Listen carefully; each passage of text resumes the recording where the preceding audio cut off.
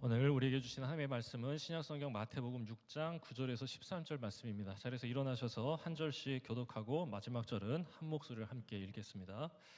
그러므로 너희는 이렇게 기도하라. 하늘에 계신 우리 아버지여, 이름이 거룩히 여김을 받으시오며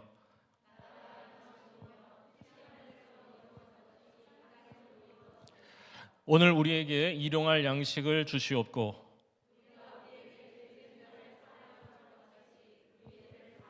함께 읽습니다. 우리를 시험에 들게 하지 마시옵고 다만 악에서 구하시옵소서. 나라와 권세와 영광이 아버지께 영원히 있사옵나이다. 아멘. 지난주 우리는 이는 살아계신 하나님의 말씀입니다. 아멘. 자, 죄송합니다. 여기 아멘이 있어가지고 까먹었어요. 네. 지난주에도 무엇인가 시리즈로 했습니다. 오늘이 마지막. 오늘은 믿음이란 무엇인가 라는 제목으로 말씀을 전하겠습니다. 정확히 말하자면 믿음이란 어떤 것인지를 설명하려는 게 아닙니다. 믿음은 뭘 믿는 거다, 믿음은 뭐다, 그런 얘기를 하려는 게 아니고, 정확히 말씀드리면 믿음이란 무엇을 위함인가 라고 하는 주제로 예수님이 가르쳐 주신 기도를 좀 생각해 보려고 합니다. 예수 천당 불신지옥. 우리는 이 말이 기독교의 핵심 진리라고 생각한 적이 있습니다. 물론 여전히 저는 이 말이 틀린 말이라고 생각하지는 않습니다. 그런데 이 말이 우리에게 주는 첫 이미지는 예수를 믿으면 천국 가고 믿지 않으면 지옥 간다. 그러니 천국문 닫히기 전에 예수 믿고 천국 가자라고 하는 뜻으로 읽히는 것이죠. 그래서 우리는 어느 순간부터 믿음이라고 하는 건 죽어서 천국 가기 위한 티켓 혹은 구원의 열쇠라고만 생각해 왔던 것 같습니다. 그래서 그 믿음을 가지려고 한 거죠. 그러니까 우리가 이 땅에서 예수님 참되게 믿는 거, 아니 이게 어떻게 이게 잘못은 아니죠. 근데 예수를 믿음으로 저는 믿습니다. 우리가 정말로 예수님 참되게 믿으면 우리는 마침내 이 땅에서의 삶을 다하는 날 저 하나님의 나라, 하나님의 품에서 다시 다 만나게 될 것입니다. 이건 당연한 우리의 믿음인데요. 예수 천당 불신지옥, 이 도식화된 이해가 이걸 갖게 되면 우리가 이 발 딛고 함께 살아가고 있는 이 땅에 대한 관심에서 멀어지게 한다는 문제점이 생기는 겁니다. 그러니까 우리 믿음이 천국, 저 죽어서 가는 하늘나라를 위한 수단이 되는 순간 우리가 발 딛고 살아가는 이 땅에서의 의미와 역할이 사라지는 거예요. 그런데 오늘 우리가 읽은 예수님이 가르쳐 주신 기도, 너희는 이렇게 기도해라 라고 되어 있는데 죽어서 가는 그 나라에 대한 언급은 하나도 없습니다. 오히려 우리가 살아가는 이 땅에 대한 내용뿐입니다. 보세요. 너희는 이렇게 기도해라. 제가 조금 의미를 살려서 다시 번역했는데요. 하늘에 계신 아버지, 아버지의 나라가 이 땅에서 이루어지게 하여 주십시오. 먹을 것이 없어서 고통받지 않게 하시고 해결하지 못할 가난의 문제로 힘들어하지 않게 해주십시오. 우리가 유혹에 빠져 다만 악에 빠지지 않게 해주십시오. 여러분, 이게 무슨 말입니까? 그러니까 예수님께서 제자들에게 너희는 이렇게 기도하라고 하시는 말씀은 죽어서 가는 그 나라에 대한 게 아니에요. 정확히 말하자면 이 땅에 이루어져야 할 하나님 나라에 관한 것. 그러니까 주님이 믿음 가지고 구하라 하신 게 이 땅의 하나님 나라라면 믿음은, 다음 화면이요, 하나님 나라를 위한 것입니다. 죽어가는 그 나라에 들어가기 위한 티켓이 아니라 하나님이 우리에게 주신 이 믿음이라고 하는 귀한 선물은 여기 하나님 나라를 세우기 위함이다. 제가 성경을 진지하게 읽기 시작한 시기는 제 인생에서 제가 군대 생활을 하던 23살 때입니다. 30년 전 김영석, 그리고 그 옆에 저보다 2살 많았던 우리 문건이 형, 유문건. 참 좋은 형이다 이런 생각합니다. 제 믿음의 선배님, 스승이다 이렇게 생각하는데 저분이 장신대 나와서 하버드 가서 공부하고 지금 캐나다에서 목회하고 계시더라고요. 같이 지내는 시간이 참 즐거웠어요. 그런데 저분하고 같이 지낼 때 어느 날 서로 약속해요.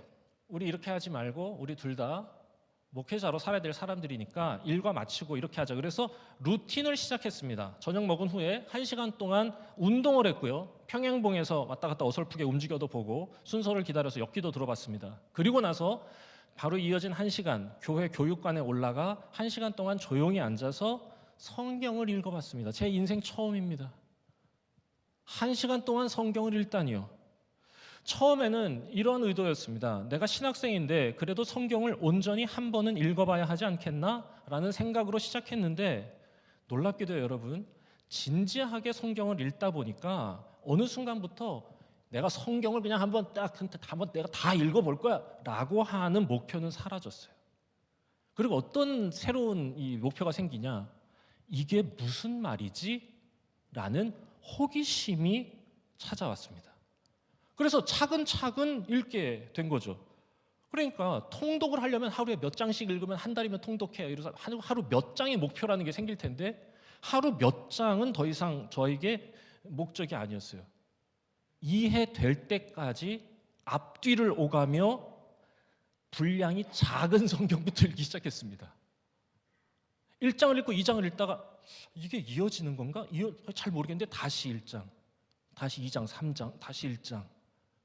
그래서 짧은 것부터 읽었어요. 마가복음, 복음서 중에 제일 짧습니다. 에베소서, 이름이 독특해가지고 에베소서. 그래도 신학생이니까 로마서는 읽어봐야겠다. 뭐 야고보서 이렇게 차근차근 한 권 한 권 읽다 보니 그제서야 바울이 그리고 하나님께서 우리에게 하고 싶은 말이 뭔지가 조금씩 보이기 시작했습니다. 저는 그 이전에는 복음이라는 건 누구든지 복음을 듣고 예수님을 영접하면 죽어서 하나님 나라에 가게 되는 것이라고 들었습니다. 다시 하겠습니다. 복음은 누구든지 예수를 영접하고 믿으면 하나님 나라에 가게 되는 것, 이걸 도식화했어요. 저는 사형리 세대거든요. 그러니까 저는 복음은 그거라 생각하고 그 복음을 전하며 사는 게 기독교인인 나의 유일한 사명이라고 배웠습니다. 그런데 여러분, 이런 복음에 대한 이해는 어느 순간 내가 살아가고 있는 삶이 이해할 수 없는 문제, 극복할 수 없는 고난 앞에서 그 어두운 길을 비추는 등불이 아니라 오히려 나에게 그냥 체념하고 입 다물고 천국 소망하며 살아가라는 다소 불합리한 요구처럼 느껴질 때가 있었습니다. 솔직한 저의 고백입니다.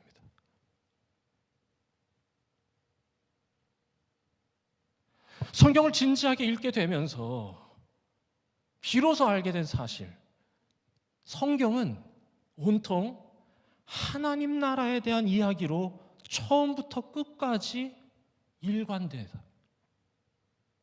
그리고 그 하나님의 나라라는 건 내가 전에 배우고 들었던 것처럼 죽어서 가는 저 하늘에 있는 신비한 나라가 아니라 하나님의 뜻이 실현된 창조 세계라는 걸 알게 됐어요. 하나님은 우리가 그렇게 하나님의 뜻이 실현된 창조 세계를 이루며 살기를 바라시는 거다. 그래서 우리에게 은혜를 주시고, 그래서 우리에게 믿음을 주시고, 그래서 우리에게 구하라 하시고, 그래서 그 아들을 우리에게 보내주셔서 그 삶을 보여주시고 구원의 길을 열어주신 것이다. 우리가 여러분 하나님 나라를 오해해가지고 너무 하늘 높이 던져 올려서 이 땅을 향한 하나님의 마음을 읽지 못했던 것이라는 걸 깨달았어요. 그때부터는 저의 믿음과 신앙이 전혀 새로운 세계의 문을 연 것 같았습니다. 그러니까 지금 나의 삶, 나의 하루하루 일상에 하나님이 주신 이 믿음이라고 하는 귀한 선물이 얼마나 귀하게, 얼마나 뜨겁게 작용하고 있는가. 자, 그런데 여기서 이제 한 가지 질문이 생기는 거예요. 아니, 그러면 왜 우리는 그렇게 오랫동안 하나님 나라를 오해하면서 지는 게 된 걸까? 성경은 온통 그 얘기로 가득한데, 여러분, 우리가 창세기, 출애굽기, 민수기, 신명기 우리 계속 읽잖아요. 레위기. 그런데 왜 그렇게 오랫동안 우리는 오해하고 하나님 나라를 저 죽어가는 신비한 나라로 생각하게 된 걸까? 여러분, 이 고민을요 저만 한 게 아니고요, 저보다 미리 고민해 주신 아주 참 좋은 선생님이 계세요. 마커스 보그라고 하는 선생님입니다. 기독교의 심장이라고 하는 책을 쓰신 분인데, 저분이 이렇게 아주 깔끔하게 정리했어요. 첫 번째, 기독교가 지배 문화와 혼인 상태를 유지해 왔기 때문이다. 이게 무슨 말이냐? 로마 제국의 눈치를 보다가 로마 제국의 사회적 문제, 연약한 자가 억압받고 착취당하는 그 사회적 문제를 비판할 수 없었기 때문이다. 대신 그 하나님의 정의가 실현된 창조 세계의 관점과 기준으로 오늘의 세상을 판단하고 그것에서 비판할 수 있어야 되는 건데, 눈치를 보다가 그걸 못한 나머지 대신에 뭐만 얘기하기 시작했냐?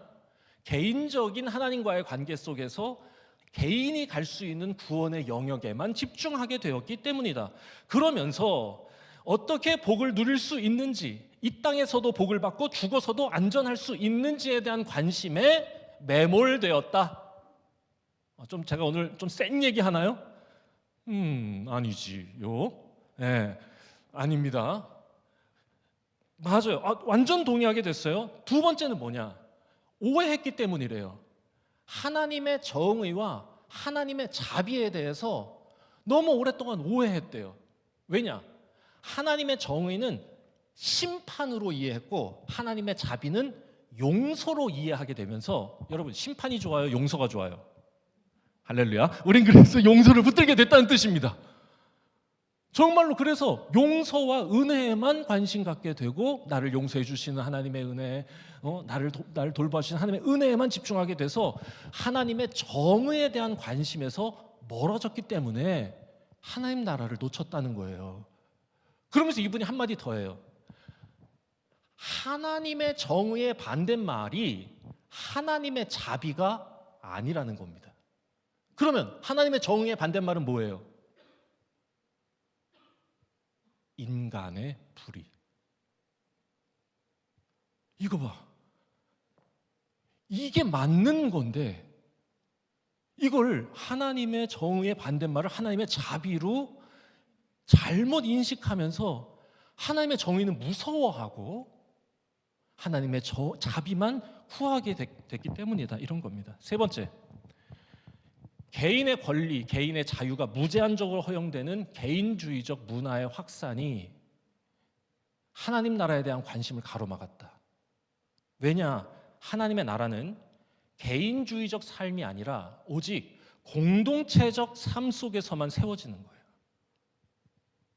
그러니까 거기에 대해서 관심이 점점 멀어지기 시작하면서 하나님 나라는 온데간데 없고 죽어가는 천국만 남아있게 됐다는 얘기.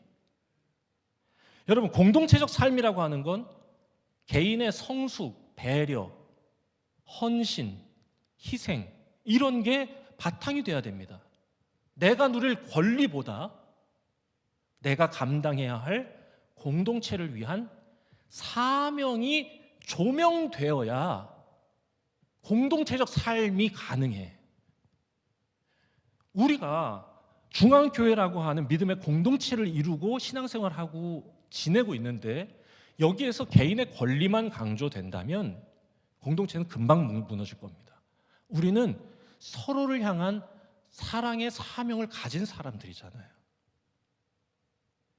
그런데 이게 세상이 말하는 개인주의적이고 자유를 무제한적으로 허용하는 이런 문화와는 완전히 배치되는 얘기를 하는 거예요.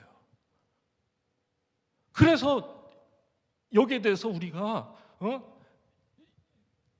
소홀하게 여기게 됐다, 그거죠. 자, 그래서 이 보그 목사님이 얘기하는 겁니다. 그러니 이제 이런 잘못된 믿음을 걷어내고 하나님 나라, 공동체적 삶에 대한 진지한 이야기를 교회가 시작해 보라고 얘기한 겁니다. 아멘으로 읽었습니다. 여러분, 예수님의 관심사는 온통 바로 이 하나님 나라에 있습니다. 내가 너희에게 새 계명을 준다. 너희는 서로 사랑해라. 내가 너희를 사랑한 것처럼 너희는 서로 사랑해라. 그리고 오늘 우리가 읽은 이 주기도에도 여실히 드러납니다. 온통 하나님 나라에 대한 관심뿐이에요. 하나님의 뜻이 이 땅에서도 이루어지게 해 주십시오라고 기도하라고 하신 후에 바로 이어지는 게 11절 12절이죠. 뭐라고 하느냐? 오늘 우리에게 일용할 양식 주시옵고 죄 지은 자를 사하여 준 것 같이 우리의 죄를 사하여 주십시오라고 기도하라고 하는데, 이걸 먼저 제가 해석을 다 해드리면 연약한 자들이 홀로 아파하는 세상이 되지 않게 기도하라고 예수님이 얘기하시는 겁니다. 11절은 이해가 되죠? 우리에게 일용할 양식을 주십시오라고 기도하라고. 여러분, 이 배경을 좀 설명드리면 예수님은 당시에 가난한 농민들에게 주의 말씀을 전한 겁니다. 그런데 당시에 그 힘들게 살아가던 사회적 약자들의 삶에서 가장 위협적인 두 개의 문제가 있었는데, 하나는 양식의 문제였고요, 또 하나는 돈의 문제였어요. 그래서 너희는 이렇게 기도하라. 하루하루 먹을 것을 고민해야 하는 연약한 자들이 홀로 눈물 흘리지 않는 세상 되게 주님께 구해라. 그런데 그 뒤에 이어지는 12절, 우리가 우리의 죄를 사하여 준 것 같이 라고 번역이 되어 있는데, 죄라고 번역하신 그 의미에, 또 그 의도에 저도 동의합니다. 그런데 예수님께서 의도하신 저 죄라고 하는 저 단어, 저겁니다. 오페일레마라고 하는 단어인데, 저게 뜻이 뭐냐? 빚이에요, 빚. 여러분, 죄는 뭐예요? 하마르티아입니다. 그러니까 죄라는 단어를 쓰지 않고요, 빚이라는, 우리가 우리에게 빚진 자를 사해 준 것처럼 저희 빚도 사해 주십시오라고 기도해라 라고 기도하는 겁니다. 그러니까 이걸 다시 정리를 하자면, 그러니까 예수님께서 의도하신 정확한 강구는 뭐냐? 가난한 이들의 삶에 기근과 가난의 삶이 사라지게 해달라고, 강자들이 약탈하는 그것이 사라지고 공동체적 공존의 사회가 이 땅 가운데 이루어지게 해달라고, 그 하나님의 정의가 실현되게 해달라고 너희들은 기도해라 라고 말씀하시는 거죠. 그러니 예수님의 궁극적인 관심은 바로 이 하나님 나라에 있는 겁니다. 그러니까 믿음이라고 하는 건, 다음 장면이요, 하늘나라에 가기 위한 수단이 아니라 하나님 나라를 세우기 위한 동력입니다. 우리가 이 사실을 잊지 않았으면 좋겠어요.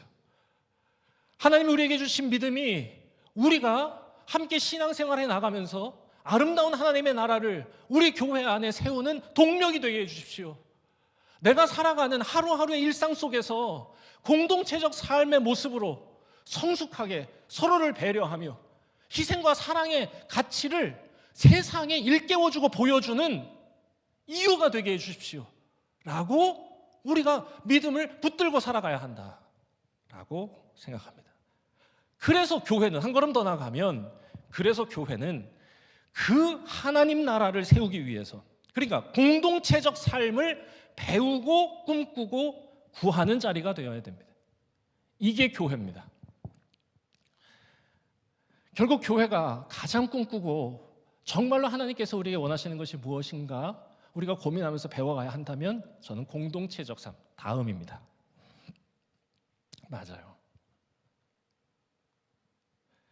이걸 배우는 게 교회입니다. 기도하는 법, 예배하는 법, 찬양하는 법을 배우는 데가 아니에요. 기도의 목적, 찬양의 이유,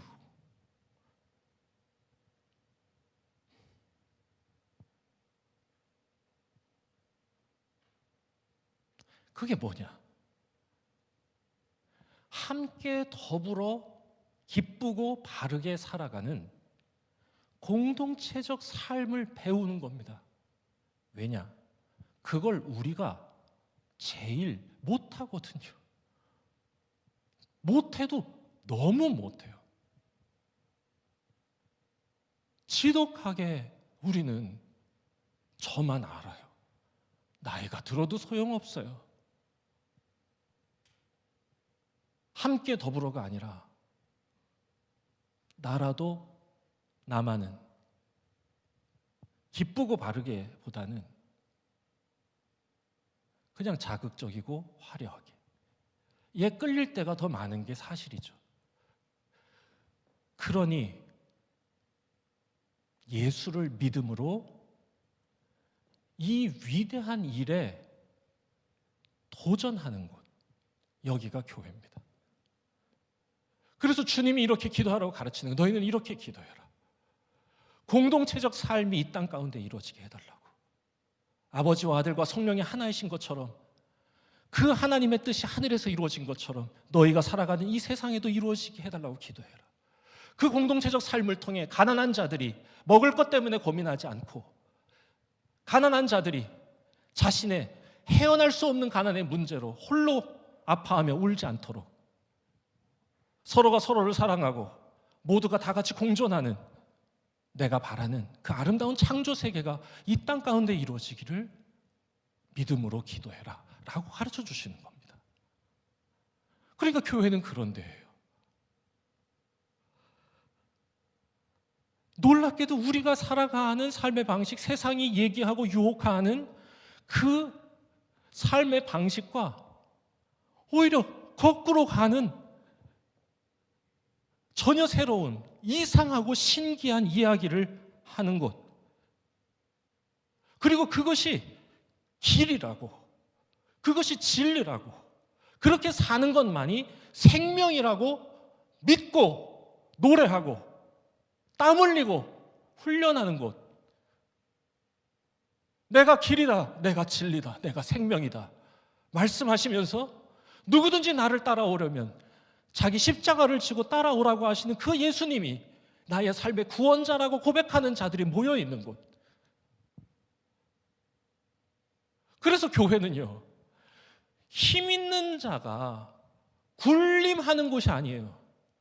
세상은 힘 있으면 군림하려고 하지만 교회는 세상과 달리 오히려 거꾸로 힘 있는 자가 섬기려 하는 신기하고 이상한, 그래서 영광스러운 공동체.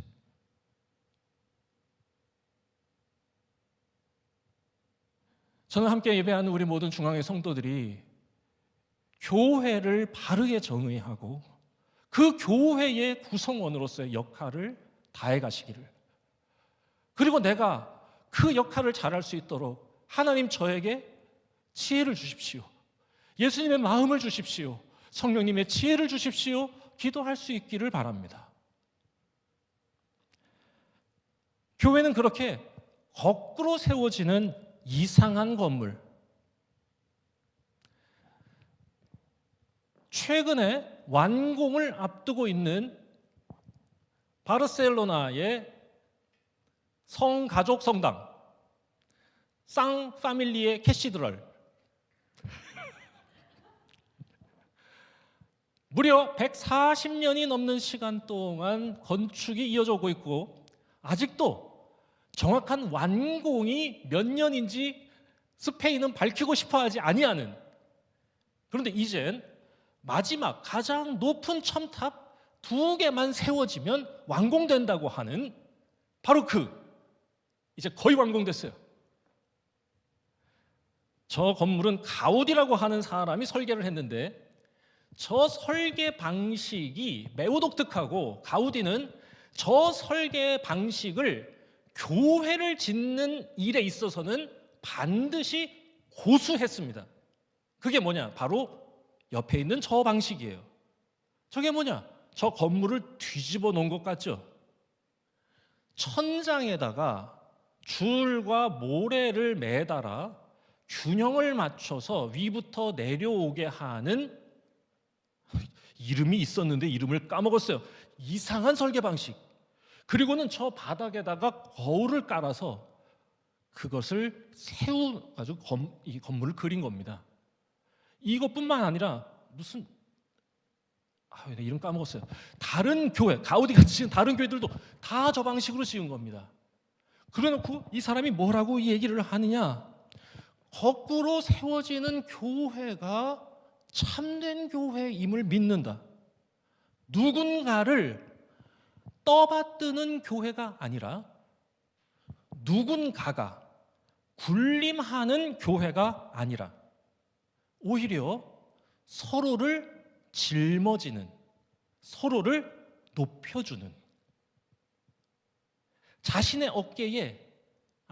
어깨가 누군가의 지지대로 사용되기를 기대하는 그런 신기하고 이상한, 그래서 영광스러운 교회가 되기를 바란다. 그러니까 왜 저렇게 했느냐? 저 첨탑 하나하나에 예수님의 12사도의 이름을 붙였습니다. 그런데 설계대로라면 저렇게, 그 예수님의 12사도는 어디에 있어요? 가장 높은 자리에? 아니요, 가장 낮은 곳에 위치합니다. 가장 존경스러운 그분들이 가장 낮은 곳에서 교회 전체를 떠받치고 있는 구조. 실제로 교회는 그렇게 거꾸로 세워집니다. 올해 신천 권사님으로 임명되신 분들 기억하세요. 우리 감리교회의 교례와 장정에도 권사님은 15인당 1인, 장로님은 30명당 1인이어야 한다고 못 박았습니다. 이유는 뭐냐? 15명 위에 군림하는 자 되라는 게 아니라 적어도 15명을 짊어지라는 것. 혹시 여러분들 기억하실지 모르겠는데 십자가를 이렇게 정의하면 좋겠다고 제가 제안한 적이 있어요. 타자를 사랑함으로 기꺼이 짊어지는 무게. 그러니 권사님은 15명을 어깨에 짊어지신 분, 장로님은 30명을 짊어지신 분, 청년부 회장님은 50명을 짊어지신 분. 아멘입니다. 만약에 권사님이, 장로님이, 회장이, 목사가 군림하려 떠받들라 한다면 왜 제가 그래요? 네, 갑자기 무서워졌네. 안 그럴게요. 한다면 교회를 오해해도 단단히 오해한 것. 무언가를 허락하고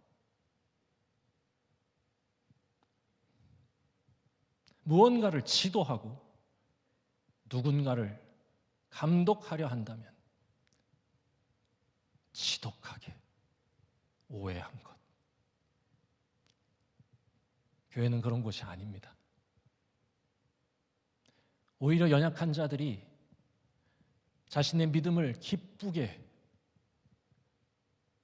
그 믿음의 나래를 펼 수 있도록 지지하고 격려하며 도와주는 곳. 입니다. 말씀 정리하겠습니다. 믿음은 바로 이러한 하나님 나라를 위한 것. 단순히 죽어서 천국 가기 위한 티켓이 아닙니다. 믿음은 오늘 이 땅에서 하나님의 정의가 실현되기를 꿈꾸면서 나의 이기심과 개인주의를 거슬러 공동체를 위해 나를 내어주는 동력입니다.